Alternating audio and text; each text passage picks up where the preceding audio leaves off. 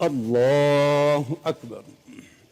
په سپیدار معنی کې د اختر لمونځ د اسلامي امارت د ځینو چارواکو او بیلابیلو هیوادونو د سفیرانو په حضور کې ادا شو.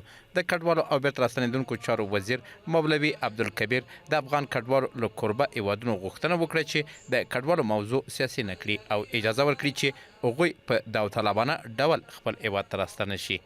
له ګاونډي هیوادونو څخه موږ د افغان کډوالو د قرباتوب له امله مننه کوو او هیله لرو چې په خپلو هیوادونو کې له افغان کډوالو سره له نرمۍ، صبر او تحمل څخه کار واخلي.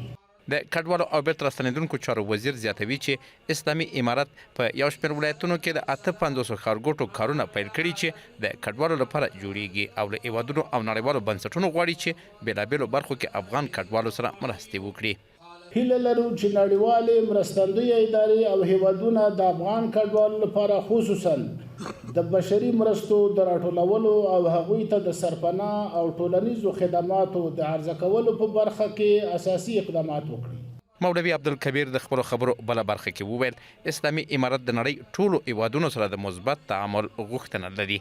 د اسلامي امارت رهبری له تاریخ څخه په زده کړې سره کوشش کوي چې له دنیا سره مثبت تعامل ولري، ملي اقتصاد پیاوړی او د افغانستان د بنسټونو په رغولو کې اساسي پانګونه وکړي. د کډوالو او بیرته راستنېدونکو چارو وزیر په غزه کې د اسرائیلي یرغلګرو جنایتونه وغندل او د نړۍ په هیوادونو یې غږ وکړ چې د صهیونیستي رژیم د دې جنایت مخه ونیسي.